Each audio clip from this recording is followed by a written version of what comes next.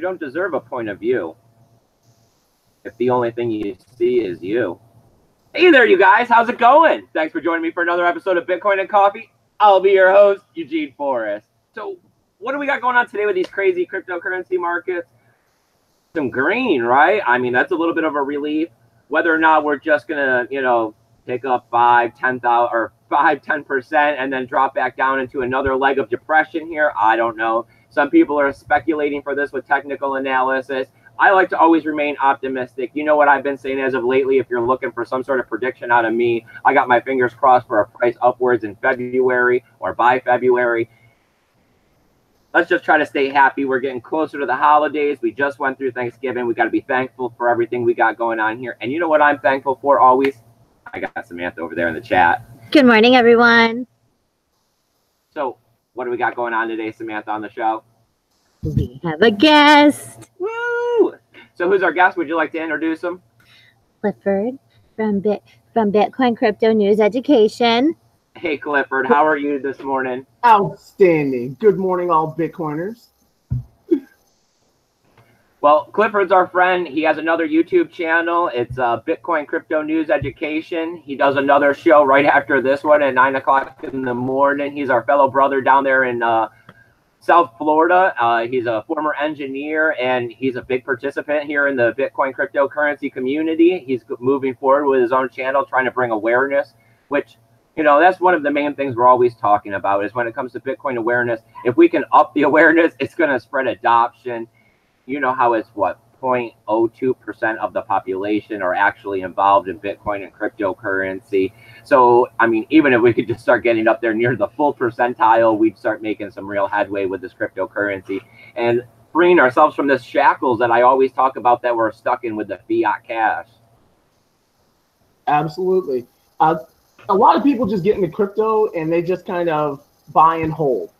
But if you don't have any motion, there's no growth. There's no creation built there. So I really like to promote education and teaching people about crypto and really going down the lines of once you have your crypto that you're holding on and investing in, anything else you're spending money on, go to a business that accepts crypto to spend those funds. That would get more circulation. And the more people see that, the better we all do. And, a rising tide raises all ships. True. I like to talk about, I'm not a rich man. I don't have tons and tons of crypto, but I talk about when I do take profits, when I am ready to spend Bitcoin and crypto, don't just cash it out at Coinbase. Like he's saying, find these merchants that do accept Bitcoin and cryptocurrency, because even if you're not utilizing the network every single day, it's that we have to stress test this. We have to show use case, because that's what's going to cause development. If we're not actually utilizing the network, what is the need for development on it? And we need these networks to develop better so that we can be looking at MasterCard and Visa style transactions per second, like how we're moving forward with the Lightning Network. But if we don't get adoption and development on it, it's not going to go anywhere. And also just ask the merchants. It goes a long way. If somebody goes into a business and say, oh, do you accept Bitcoin? It gets them thinking about it, gets them open to the idea. They hear it from enough people, they're more inclined to go into it. But as a Bitcoin holder, the main thing is having a plan. Most people just kind of buy Bitcoin and, they just buy it every chance they can, take a little profit and everything. But it's not really a written down, systematic way to move forward. And whenever I'm doing consulting for somebody, I always give a breakdown of how they should hold their cryptos, because not everybody's a Bitcoin maximalist. I mean, I'm not even one myself, but I am seeing that Bitcoin should be the major portion of my portfolio, and it is. Yeah. What do you think, Samantha? You got some opinions on this instead of sitting silently in the dark over there? I'm lurking. Yes. I mean, I'm a Bitcoin maximalist. Sadly, there's not a lot of anybody else, but I'm also, like I said, not very tech savvy or, But can you send a transaction? Yes. You feel the need to send a transaction? Yes. I mean, I would love, yes. Yes. I like the Lightning Network. Like, that is amazing. I love that concept. It is simple. It should be very fluent. It is awesome. Awesome. I mean, we got news coming out about this as well. We're looking at Ohio. They're going to be the first state to be able to start accepting Bitcoin for your taxes. They're saying that as a business, you'll have to go ahead and register on their website, ohiocrypto.com. But they're saying that once you go ahead and you register, you'll be able to pay your estate tax, your sales tax, and your employee withholding tax, all in Bitcoin. But the Ohio treasurer guy, I don't remember what his name was, but he was saying, you know, he's been in crypto for a while. He's been in the office for a little while, and he's saying that he sees, how do you say it exactly? I do see Bitcoin as a legitimate form of currency. I mean, Ding, these ding, are ding. positive forms of adoption. This is definitely another way. I mean, everybody has to pay taxes, or you should be paying taxes at the end of the year when it comes to this stuff. We're getting closer to that time. I mean, where February is right around the corner, or December is right around the corner, and yeah, I mean, you only have, I think it's what, April? Yes, I mean, that's the extended, late, horrible. yeah. Yeah. I never wait that long, though. You know me, I'm right on it. Yes, usually as soon as we're getting whatever W-2-ness is. Yeah. One thing I would add to that is I would highly recommend, you know, getting into some of the altcoins for the number one reason that it increases your ability to make the profits and gains from that. My favorite coin has been Redcoin. I got into that one when it was triple, and it's almost back to that level again now. That coin, just because I put in a couple $100, turned into several thousand, and I was able to build my portfolio from there. So I highly recommend just taking a little bit of a spread into the altcoins. One thing as a rule of thumb, I say 50, 25, 25. 50% of a portfolio should be in Bitcoin. 25% should be in the top 10, maybe going as far as even the top 20, and then 25% in just, you know, long shots. But you have to keep in mind, you know, particularly on the long shots, they might go to zero. Right. Yeah, one coin I did have was royalties, and that one just got delisted, I want to say about a month and a half ago, and a couple hundred I had in that completely gone, blown, and, you know, who knows if it'll actually come back. But then there's also another one called Dime Coin, and Dime Coin's really cool because it was actually abandoned by its developers and then picked up by another set of developers, and they've been working on expanding and growing that market itself. So having that at virtually its lowest level and bring it up, again, has been very profitable. So taking a couple long shots with profits, you know, it'd be a good way to go. And I mean, the vast majority of my portfolio was built off of the growth of just Redcoin. So something to think about. I mean, we did the same thing, Samantha, when it came to our Dash in the beginning. No, yeah. I just, you know how I'm here for adoption. I'm trying to spread awareness, and I'm here for, you know, trying to stay true to the fundamentals and the real reasons of trying to spread Bitcoin and not just the making money aspects of it. And, you know, it's been hard in the bear market. It's hard to tell people to spend their US dollar bill on a currency that seems to constantly keep plummeting downward. It was real easy last year as we were going upwards. But then to go and try to mix in a lot of these altcoins with the beginning explanations, it doesn't go very well. You know, it just ends up confusing them. Usually when it comes to altcoins and increasing your portfolios, it's a situation of, you know, you kind of have to be in the crypto sphere for a little bit, at least 2-3 months. And then it's like, then I try to talk to them about some of these altcoins and investing below the, you know, yeah, because 150, 200 line is, you'll start to see good profit as long as you have a good product. I mean, we bought Bitcoin, Dash, Ethereum. Oh, what was that other funky one that I think is still alive but not worth very much? Crap. What are you talking about? When we first started buying stuff, like we bought Bitcoin first, but then we bought Ethereum, we bought Dash, and there was another one, and I'm forgetting what it was. But I mean, yes, like, I guess at first it was just Bitcoin because it took a while to like really grasp like all of it. Right. Remember, we watched everything, like everything. I'm in a little more prized position because I was connected with Bitcoiners of Southwest Florida, which is actually the largest Bitcoin meetup here in Southwest Florida. Ooh. So, you know, everybody was already kind of in the market for expanding and building portfolios. And because I was, you know, in the land of the blind, the man with one eye is king. So that's really how I got my moniker as the educator and teacher like yourself, because I'd actually been through the trenches, spent hours of study, watching videos, you know, staying up all night watching videos and losing funds, profiting funds, playing with this site, playing with that site. And yeah, hype sites, that's where I started there. That was man, that was not a horrible train wreck, but it was pretty bad. Yeah, I mean, see, when I started off, I didn't know anybody, so we were completely self-taught. Like, we didn't have a mentor, we didn't have anybody to explain any of the ins or outs. You know, we went through all of the motions, you know, by watching YouTube videos, by reading articles, and then just actually trying it on our own. I remember the first time I opened up an account in Exchange and I sent $100 to them, I was nervous that it wasn't going to show up. We sat there and checking confirmation, refresh, waiting for that first confirmation, because I didn't think that this was real. Like, I was in it and I had bought some and I was moving it around and trying to open accounts and learn about altcoins and exchange, but I was still questioning on whether or not I thought this stuff was really real and that this money would just disappear as I sent it from one location to another. I feel you on that. Now I'll send a transaction and walk away from the computer and not even think twice about it and know that it's going to be there in a half hour. Well, it takes time to build up trust. And I mean, that was one of the things I started with in the beginning.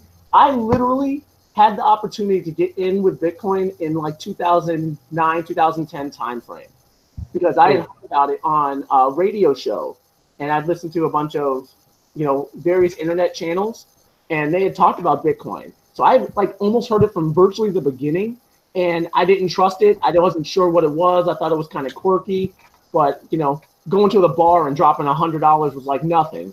But putting $100 into Bitcoin, which would be worth, you know, probably close to $50-60 million now, just didn't come to mind.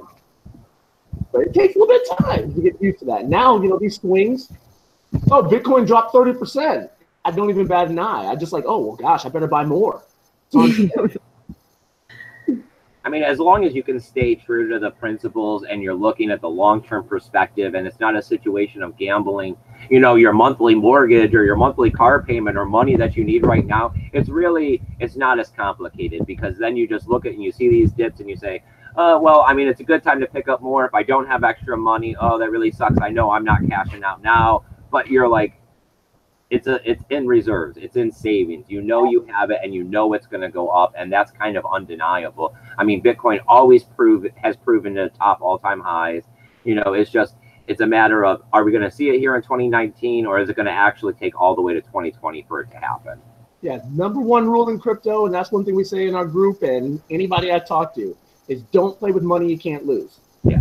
All right. So even if Bitcoin were to go to zero, don't think it will, I'm not going to die because of the money I've invested in this. It's always been money I have to play with. You know, nobody's going hungry for my Bitcoin investments. Right? Yeah, I definitely do that. But I love the future activity of it. And the other thing I really, you mentioned how you try to talk to people and, you know, you don't want to kind of entice them into this at this stage. The main thing to note is all of the government and regulatory bodies that are putting in framework for cryptocurrency. All of the businesses that are looking to accept cryptocurrency. That is one thing I use to reassure everybody this is not going anywhere. It's going to be a sound investment that in the future is going to be tremendous. It's all about delayed gratification. Nobody's going to get their Lambos today, but by squirreling away aside, $50 a month, $50 a week, you know, whatever somebody can do, 2-3 years from now, it's going to be tremendous. I mean, just last year, if you put $100, just $100 in January, you would have had tremendous gains in December. But even without that happening, knowing and holding on to Bitcoin in the future is going to be worth even more than that. 2017 is just going to be a blip over the future gains that we have. But knowing that and learning about that and believing that does take a little bit of time, and by all means, play on the low levels while you can. But once Bitcoin, you know, does reach its, you know, continuous all-time high, which year over year has been in December, minus this year. I mean, I'd like to keep my fingers crossed, but you know me, I always talk about, you know, I hope for the best and prepare for the worst. That's why we've been playing this downturn defensively. You know, I do think that there is the potential for us to continue to go lower. I don't really want to keep it all on the table, so I took a little off. But right. You know, we're going to see what happens. As always with the market, I got skin in the game just like the rest of us. We all plan on staying here for the long haul, especially if we've already written it down this far. I mean, why bail out now? Right. I'm prepared to go to zero. So Yeah. you know, I've already got that mentally ready. And even with this downfall, I was just saying on my show last week, I expected a drop, but I didn't expect it to go far below 5,000. And, you know, 34.58, I think, was the low point. So, I mean, even with as much as I look and research, I didn't see it going this far. Yeah. Yeah. But at the same time, you know, there are these unforeseen events. You know, like when you look at the stock market, you can make speculations and predictions on stocks as well. But it's always the unforeseen events that would like crash the price of oranges, like a freeze or something. Right. And here we are looking at a situation of Bitcoin Cash having these wars. And no matter what, you know, Roger Ver or Craig Wrong are saying out there, if they were really invested in this, they had to sell off some of their Bitcoin in order to fund this. You know, they were mining at a loss for, you know, 10 days, 11 days or so. We're also seeing news about, you know, Mt. Gox trustee trying to extend the deadline for people to be able to claim, you know, their Bitcoin if they hadn't claimed it already, leading people back to believing as well about how he's holding so much. And I had heard the rumor that maybe he was dumping a little bit of his Bitcoin holdings. You know, all of this FUD starts flying out there about why the price goes down, and then it moves people into FUDding out more. You know, just like how I said, I took 20% off the table. A lot of people are also now saying, oh, maybe I should take 50%. Maybe I should take 20% off the table. And then we had what? Tone Bays calling for 1,500, yeah. I think somebody was telling me, even though I don't watch them anymore. Oh, we have a bunch of people in the chat. Do we? Yes. Oh, well, let's take a moment and see a decent amount. We have Paul Rouleau. Paul Rouleau, my man. We have Swingle. Swingle Jason. Swingle. Andy Anderson. Crypto Shrugged Author. Stephen McCoy. Watchman. Toon. We're going to go with Toon. Gene Baker. Bitcoin Ben. Bitcoin Ben and Gene Baker, my man. What? Hi, guys. Our Rafterman and Good Healthly. All right, some new names out there and faces joining us. South Korea, UK. Steven is driving from Arkansas to Florida. Outstanding. Well, I always like to join the chat, try to be one of the first ones on here. I love it when you have the consistent times. I literally plan my day around getting on with your show, but just with my day job, sometimes I'm out on the road doing appointments and everything, so I'm not able to catch it when it's in the afternoon. But when it's in the morning, I get up, I have my alarm set just to catch your show. So that's it. Was that our show wasn't, you know, we're not real big or anything, so it was like I had started trying to set the consistent time because I noticed none of the other YouTubers do. And it's like, as we travel down this road of making this YouTube adventure or whatever, I'm trying to fill the slots that no one else is filling so that we can actually have a purpose out here and not be following along like everyone else. You know, I want to be able to be interactive. That's why Samantha has now joined the channel and you're looking at me and you can write comments and questions. That's why I provide a free help desk, because a lot of these other YouTubers, there's no way to get a hold of them. Yeah. You know, you can't, or if you do, I've written other YouTubers and you never hear a response. You'll hear from me, especially within 24 hours for sure.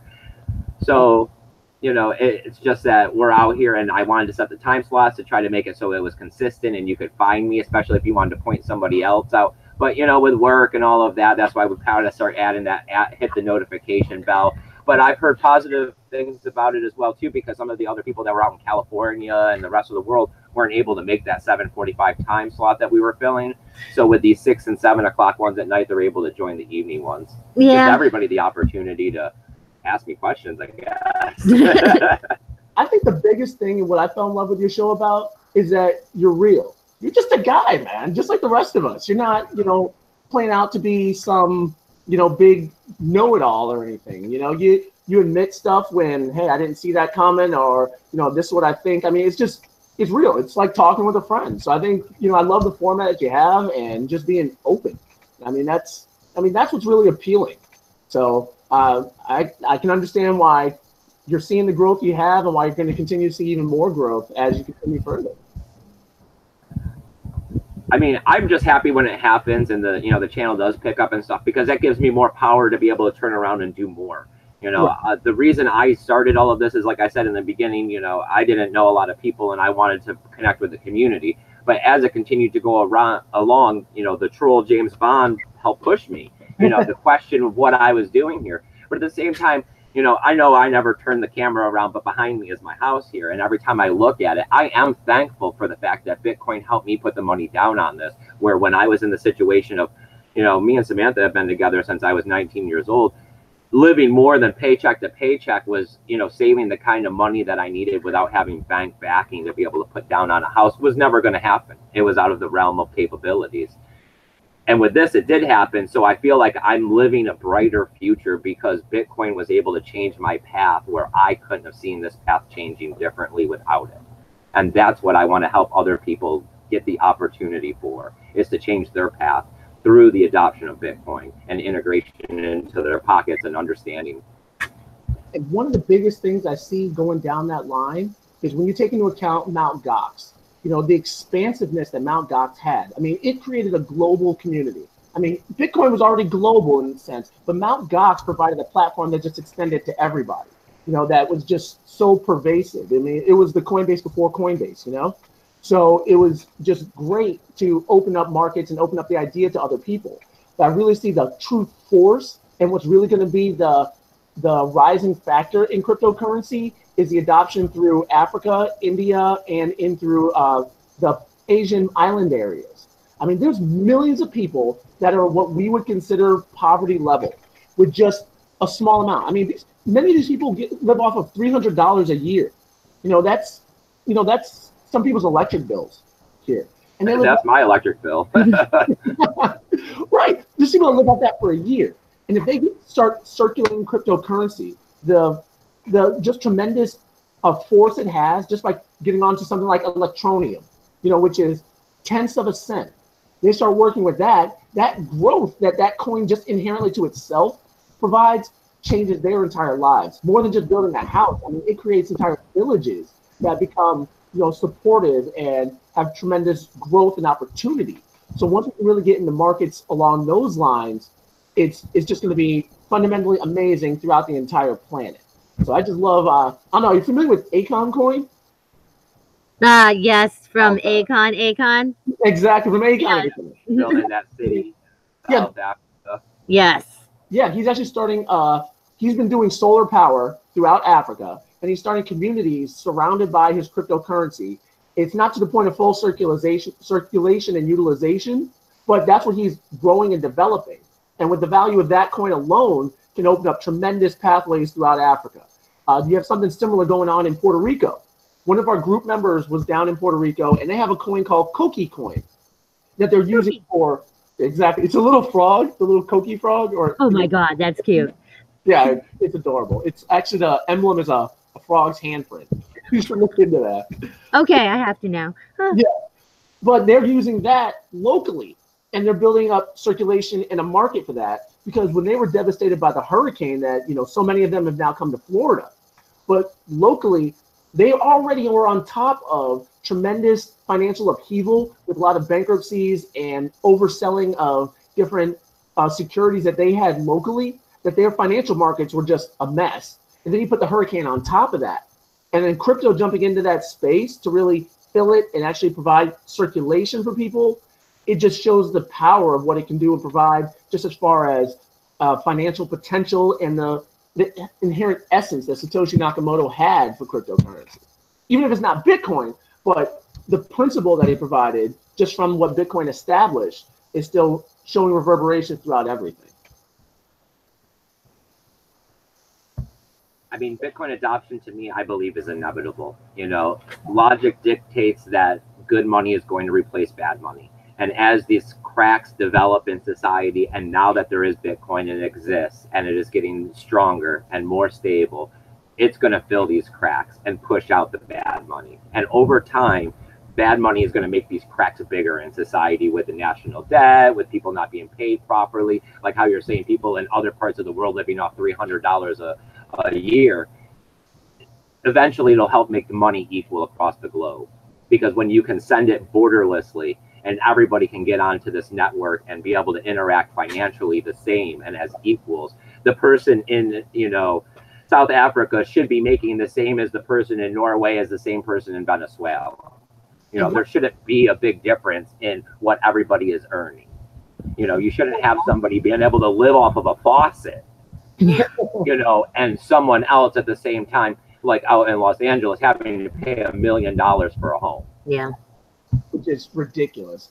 And one thing I think really will help more that, we need to stop looking at Bitcoin in terms of whole Bitcoins, but more in terms of Satoshis. Because one thing I noticed when I would do a little bit of trading is I had to start looking at different coins in terms of how many Satoshis is it worth, not the fiat value. Yeah. Getting, you know, the same comparison. If it's 4 cents here or $5 there, how does that correlate? Because it's based off the number of coins available. Now we look at it in terms of, well, this one's 96 Satoshis and this one's 400 Satoshis. You know, the fiat value, you have to move past it. And when we start gauging things and selling products in terms of Satoshis, then you get more value in Bitcoin. So I think people mentally, when they say $6,000 Bitcoin, like, oh, that's too much, I can't buy that. You know, and they check out. So they don't see it as a viable option for them. And I think that's actually hampering Bitcoin. Now, once we start saying, well, this thing right here is only 96 Satoshis, and well, how much is Satoshi, and breaking it down that way, it gets people to open up and say, you know, I can actually get a couple Satoshis. I don't have to worry about getting an entire Bitcoin or feeling like they're a lesser person for having less than one Bitcoin, which most of us have. But start measuring in Satoshis. And then, you know, as Adam Meister always said, Bitcoin's the next Bitcoin. People stop focusing so much on the altcoins. Although altcoins, the thing about them is they serve a particular community and some particular niche. And that's one thing that really, I think, is why altcoins themselves will always be around, because they do a specific service. You know, it's another tool. You don't need a hammer for every job. Sometimes you need a mallet. Sometimes you need a rubber mallet. Sometimes you need a knee hammer that the doctor uses to, you know, test a reflex. You know, everything becomes adaptive, and that's the really thing we gotta see. But the scale of thinking $6,000 Bitcoin, $3,000 Bitcoin is too much for a lot of people. That, you know, they're like, I haven't had $3,000 ever in my life. Why would I even try to do that? It's too big. Right? No, I can't. No, that's a big nest egg. Yeah, I mean, telling people that they're going to get like 20,000 Satoshis for $1 it hits the ears better than saying, yeah, it's going to be $4,000 today for a whole Bitcoin. Or 0.000713, you know? Yeah. Yeah, once you start saying 0000, everyone's like, what? Yeah. It's nothing? Zero? No, yeah, like nothing. We're talking about nothing. 713,000 Satoshis. Now they're like, okay, how do I get 700,000 of anything? You know, so. Right. What are we looking at for time here, Samantha? Do we got time for one more little news story? We are at 28 minutes, so yeah. 28 minutes? Yeah. All right. That's not too bad at all. Oh, and we have John from Malibu, Dennis, Emilio, Cornelius, Wow. Rick. Okay, yes, you're good. Go, keep going. Do they got any questions? I mean, if we're only at 27 minutes, I can give a couple minutes. Of course, you guys are the main reason why we're here.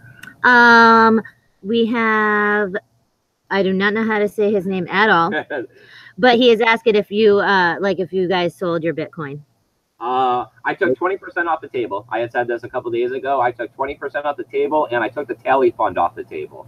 And apparently it was a good thing, because I mean, we took another 12% down since then. Yeah. And I mean, if we're gonna go any further, you know, I really didn't want to hurt us getting out there passing out flyers. I mean, we barely squeaked that one in last time. I don't want to have problems with that again. And I didn't want to have any problems with Christmas. You know, family comes first. I didn't want to have to, because like I tell you guys, 100% of my savings is in Bitcoin. So unless I take the paycheck right before Christmas, I went off and bought presents I had to take from savings. So I wasn't going to tell my family that we weren't going to have Christmas because the Bitcoin price was down. But we did not sell all of our, I only took 20% off the table to make sure that everything goes, you know, good for the next little bit in case we do go down, you know. And if we go up, then, you know, we're screwed, but whatever. I haven't sold a thing. I've actually dollar cost averaged back into more. You know, everything's on sale. I mean, to get Bitcoin down to these levels back, this is, you know, and we're at the fourth quarter of 2017 levels, actually third quarter levels of 2017 for the price of Bitcoin. I mean, this is one of the best times to get in, because when it gets that rebound in January, late January, February, because January is generally a down month. For anybody that is looking to do it, I expected a rise here in December, but come January, I expect another drop as you know, a lot of corporations do their profit taking, and businesses and people that are doing it from a financial standpoint have to move funds out. You also have the Chinese New Year that tends to cause a drop in crypto. So expect a drop in January. So I like to, this is where you actually use a stable coin, and it's great to have more of them available. But if you're actually trading, moving into a stable coin around this time, maybe towards the middle to end of December, and then back into crypto, back in mid-January or early January when you start seeing the numbers, whatever your research is telling you. That's really the play that I go off of. But I don't use my crypto except for investments, and I start to get more circulation by businesses that accept crypto, like my sponsor for the show, Crypto Quick. They're actually a directory of businesses and locations for Bitcoin ATMs, so that we can map more utilization. So yeah, they're not a big site that's like corporate financing, but they are a website that I've linked up with that I highly recommend everybody checking out. It's a really cool site in the sense that it lists the city you're in or the state you're in, and it has a Google Maps style map that it has pins for every location that actually has or accepts cryptocurrency. So if you're looking for a flower shop or a tax accountant or somebody or other. So the site's still new, so there's not thousands of subscribers and listings there, but you know, there's a couple dozen in each city, and it's good to find out. A lot of people don't even know there's a crypto accepting business around the corner. Right. I mean, yes, like you always Google like the ATMs and stuff, but that's it. Like you don't go to like, oh, is there a taxi company or is there a this or that actually accepts it? Yeah. I mean, a lot of people use like local Bitcoins, but even local Bitcoins people don't feel comfortable with because it's a little sketch. Whereas here locally, we actually have a bookstore that it's called PJ Books. Little shout out to them, little crypto shout out for them. But they actually do transactions. So it's a safe location that people can come to and do their transactions there. That way it's open and more secure than just meeting some guy in the parking lot of Walmart. Right. And they know what's going on. So yes, they start seeing anything super shady that they get to go, whoa, whoa, whoa. So yeah, we've actually fostered a lot of community just through having a meetup. So the meetup actually has dwindled because of the price of Bitcoin, because we used to have 80 to 100 people. Now we're getting a couple dozen, you know, so as the price increases, we start to see more growth in that. But, you know, you see the diehards, the hodlers that are making it through. I mean, it does seem like this bear market has been about development and getting prepared for the next bull run. I mean, I definitely feel like on this end here, just running this channel, like in comparison to how I was before the last bull run and what ended up happening and how I was busy answering emails to what we have going on now, you know, I feel much more prepared for another bull run to come on and be prepared to, you know, make a bigger impact. Well, one thing just as far as that bull run, when we've seen this drop, you'll notice that when you look at a chart, it's a straight line down.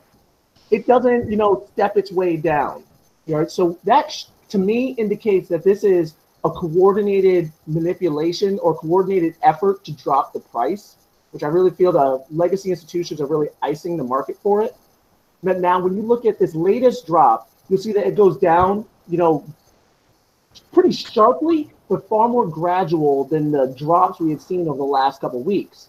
So this shows that it's actually a natural people moving away from crypto, people that are trading, selling off so they can buy back in.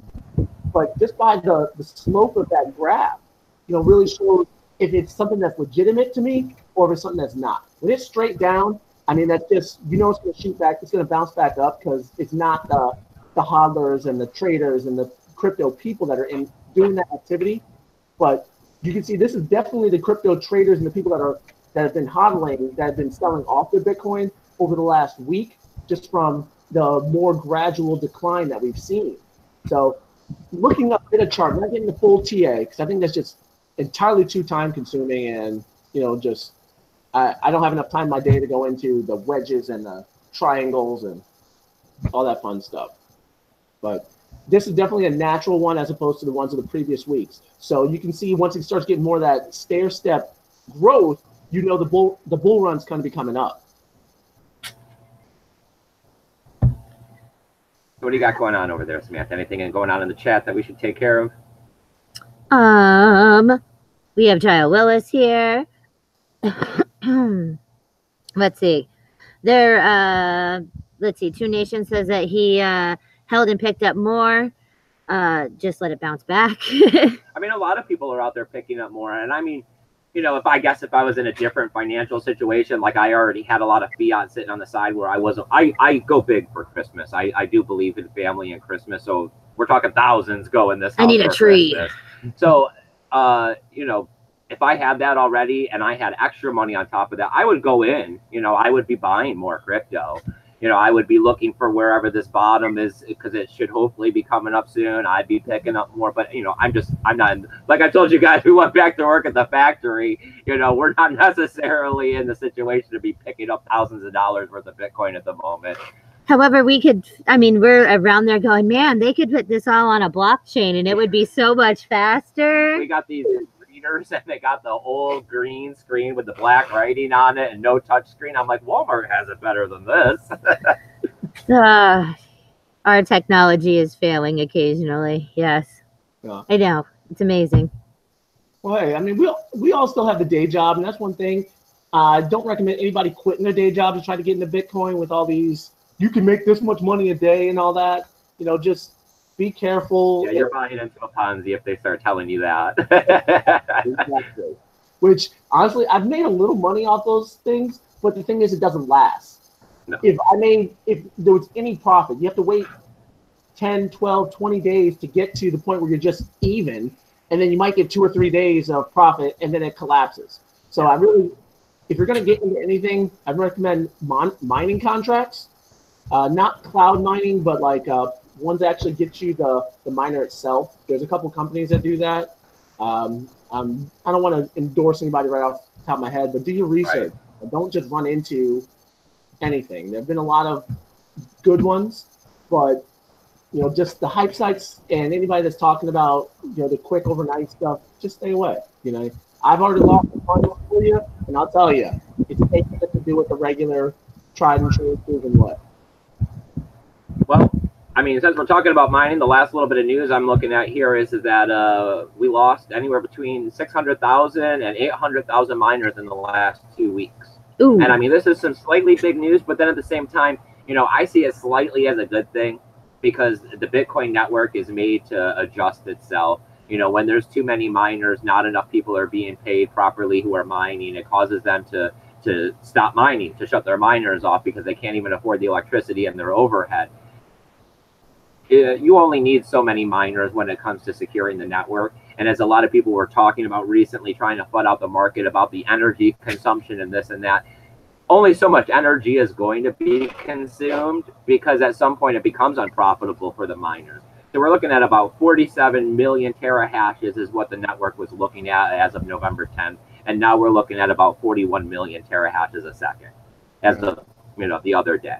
So, you know, look at how many millions of terahashes we're still talking about to secure the blockchain. You know, it's not necessarily enough to even think of causing me any concern. But at the same time, now we're looking at the miners that are still mining. They're profitable. They're becoming more profitable. And it's, you know, maybe this is the time to start looking at a miner or something to get in on the next big wave. Well, that's one of the biggest things. It's about distribution. You had too many centralized mining organizations. And as they contract, smaller miners moving into that place, into that space to take up their place is where it needs to go. I work with solar power. So when we're talking about electricity, the big central electricity power plants, you know, when they have an issue or a problem, you know, it shuts down entire neighborhoods, cities along that scale. However, if you distribute that energy production by going with rooftop solar, it solidifies the network and makes it stronger. So that way everything becomes just more localized events rather than over the entire network. And that's kind of what Bitcoin goes through. There's a book that was going around in the solar community called Drawdown. And one of the things about it is climate solutions. And it pointed out the fact that our farming industry, everybody likes to think of it as this big farming factory farms as make up the majority of the farming industry, when in reality, 70% of the food production comes from small local farmers, which is the same principle that we have in Bitcoin. Decentralization, small local miners, and that distribution is what makes the network more robust and what's going to actually make it stronger. this contraction that makes it unprofitable for the large mining houses means there's plenty of space for the small miners to move in and actually pick it up because it's profitable for them. And that's actually what bolsters the network, spreads out, more of the connections, and increases, the growth of things like Lightning Network. So, I mean, it's actually a good thing to get a little haircut like this. Yeah. Maybe we're just, I don't know, we got a little eccentric, a little, overzealous, right, and now things went pretty far last year, and it pushed people into possibly some extreme financial movements and too much investment. And, we're looking at the pullback, and maybe some more people bought into mining than they should have. And now that it's not profitable, they're turning it off. We've heard stuff about S9 miners being shut down because they're not profitable, depending on how high your electricity is. Right. But I mean, still, ultimately, the situation is that there is no concern. I mean, we can turn off 800,000 miners, and there's still no problem with the network. The subsidy in, I think it's Norway, they cut that, so that way their electricity is actually going to be increasing as well.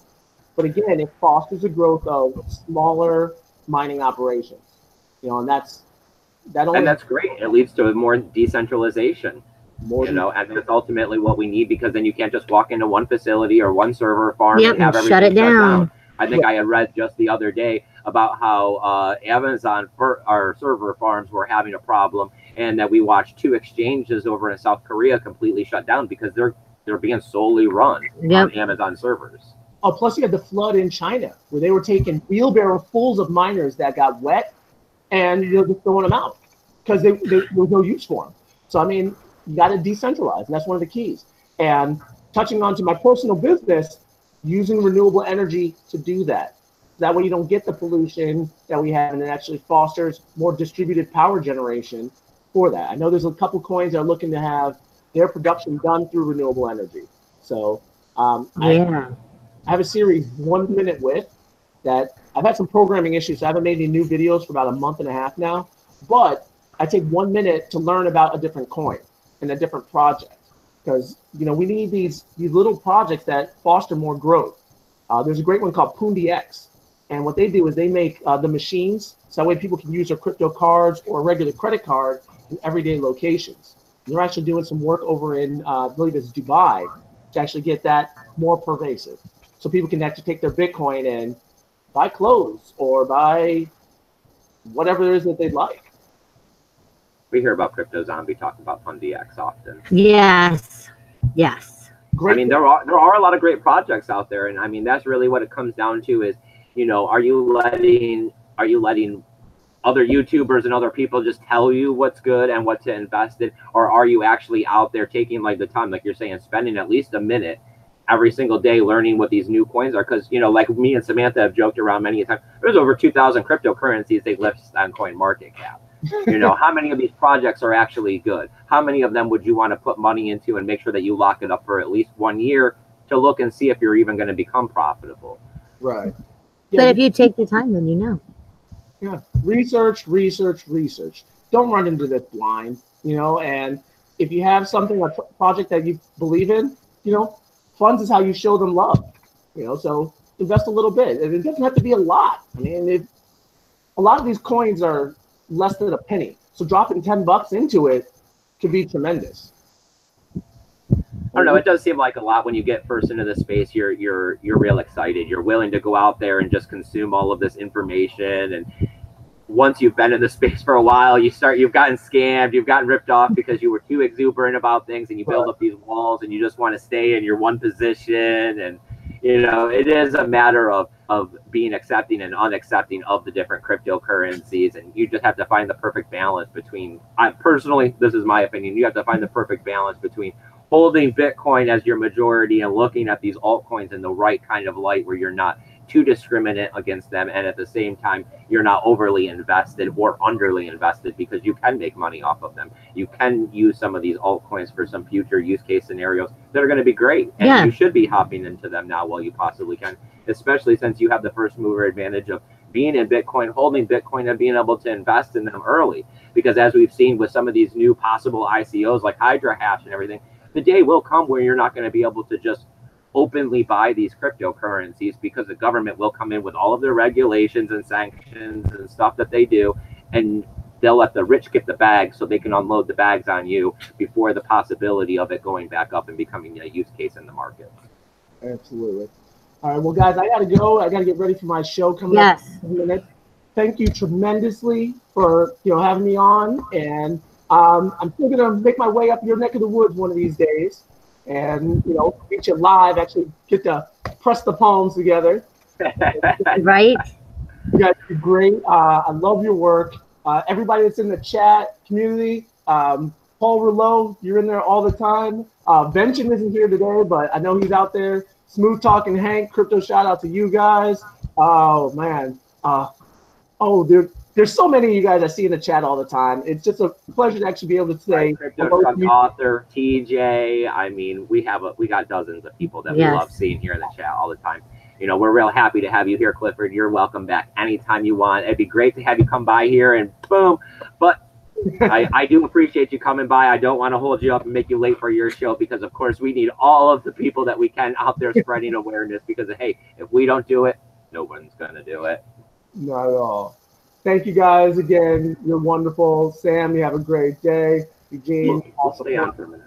Everybody, love you guys. Get out there. Just remember, you gotta risk it to get the biscuit. Bye. Bye. Bye, buddy. Take it easy, man. Okay. All right. Yep. So what do you think, Samantha? That was awesome. That was awesome. So what do we got going on in the chat? Just everybody, Crypto Shrugged Author says that he went in all 2.5 years ago, quit my job, moved down to the country to live cheap and write cryptocurrency fiction. It can be done. We've gotten ourselves to the cheap living part. Now we just got to get ourselves another bull run, collect some more of this crypto, and we'll be set to be able to do all of that kind of stuff. I was able to take a little bit of time off of work and stay around the house with the family and work on the place, because of course I bought us a fixer-upper because I'm a miser. And it was great. It was a wonderful month. I love it. I wish I could do that more often. Yes. Yes. So is that about it, Samantha? Yeah. If you guys got any, I'll run through my end credits stuff. If you guys got any questions, comments, anything you want to talk about, I'll stick out here for a little bit. Today's our day off. I'm in no rush. I love talking to you guys. I love this community. I love everything that we got going on here. As I like to tell you guys all the time, I got tools, links, and affiliation codes listed down there below for you guys to check out, figure out some of the stuff that's going on in the cryptocurrency markets. If you need some help, of course, hit me up at my email free help desk service. It's eugeneforrest20@gmail.com. I got that spelled down there below. If you can't spell Eugene, and Forrest has 2 R's.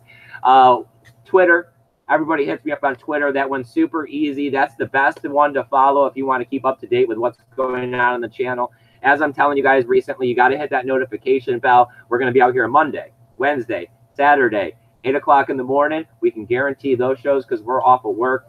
We're going to try to get 2 or 3 evening shows in. It'll be between 6 or 7, but that's why you got to hit the notification bell. Can't make no promises. The man tells us what to do, so we got to live by what the man says. What else we got going on? All kinds of social media, tribes, minds, BitTube, DTube, Steam. Come on over there. Give us the upvote, the thumbs up, the heart, whatever it is. It's one of the best ways you can help out the channel without taking that crypto out your pocket. We do have those donational addresses if you have that extra crypto. Besides that, the Tally Fund is the best way to help us out. We're looking to go to the Forbidden Kingdom in Boca Raton. It's going to be February 16th and 17th. Yes. It's going to be a great time. As it went down well in EDC, we'll be looking at going and trying to pass out another 400 or 500 Bitcoin flyers. We'll make those up. We'll have those printed. We'll make them really nice on good paper. Everything we can do to spread awareness, right, Samantha? Yes. Everybody's saying thank you. And their signups asked, do you have a Brave browser? Because he could send you some We have a Brave browser. We do have a Brave browser. Yes. I don't think I've received any Brave tokens besides I got 3 in the first month, and then I've gotten none in the last 2. So I kind of gave up on using it.